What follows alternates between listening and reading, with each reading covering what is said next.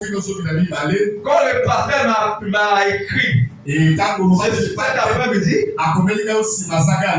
j'ai dit, oh, gloire à Dieu. Parce que depuis le dimanche, il n'y a pas encore un verset biblique. Mais ça fait moi cet après-midi, j'ai reçu ce verset biblique. Quand j'ai eu un petit temps pour la méditation, Dieu m'a dit, je vais parler sur cassons-nous l'orgueil religieux.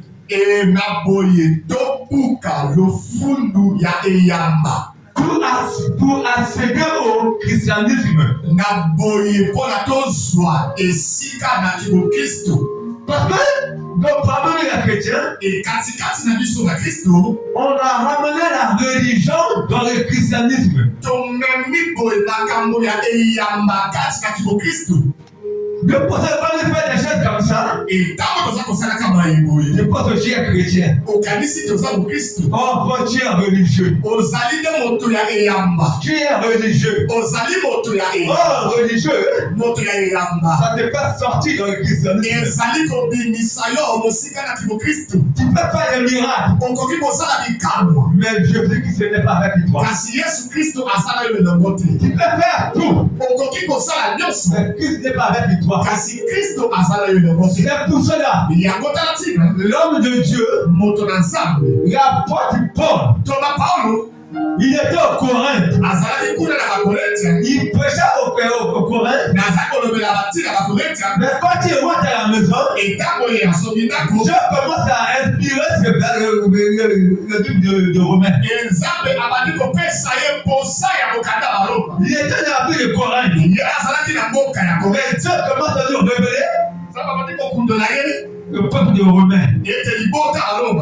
Et quand tu commences à révéler, il a écrit. Et quand il a pu écrire, il envoie la lettre au peuple romain. C'est pour cela ce soir, je vais rentrer dans les Écritures pour que nous comprenions la profondeur de l'apôtre Paul.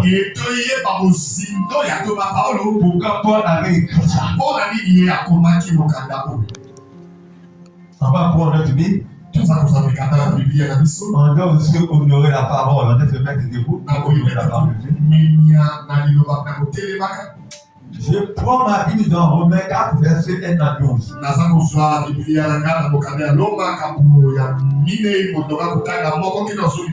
Écoutons la Bible. Que dirons-nous donc qu'Abraham, notre père, a obtenu sur la chair? Si Abraham a été justifié par les œuvres, il a suivi de se glorifier. Mais non devant Dieu. Car qui dit l'Écriture? Abraham crut à Dieu. Et cela lui fut imputé à justice. Or, à celui qui fait une œuvre, le salaire est imputé. Non comme une grâce, mais comme une chose due. Et à celui qui ne fait point d'œuvre,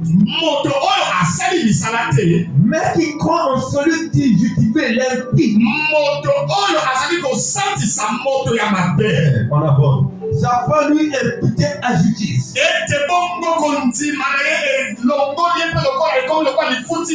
Même David exprime le bonheur de l'homme à qui Dieu imputait la justice sans les œuvres.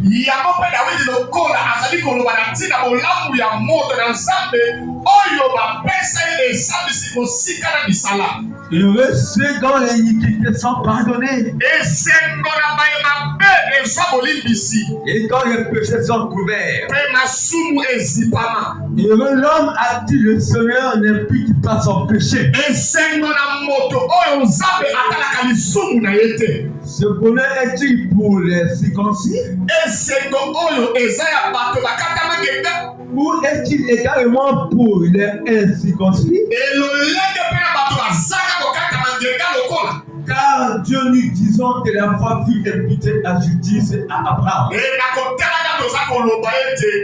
Kondima epesama lokola lifuti ya bosembo ya Abraham. Comment donc il lui fut imputé? Lolenge nini yango esalema? Était-ce après ou avant sa circoncision? Eyakaki ya moto na nsima bokata mingenda. Il n'était pas encore circoncis.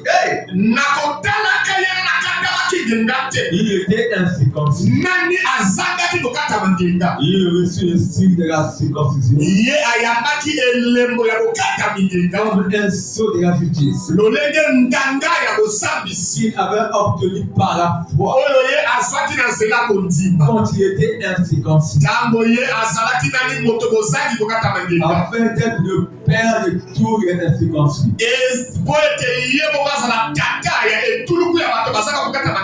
Qui croient pour Dieu la justice leur vie ainsi imputée. Et le père des circoncis, et qui ne soit pas seulement circoncis, mais encore qui marche sur les traces de la foi de notre père Abraham quand il était incirconcis. Par Dieu Amen. On peut se mettre. Bien aimé, là, ça c'est la foi.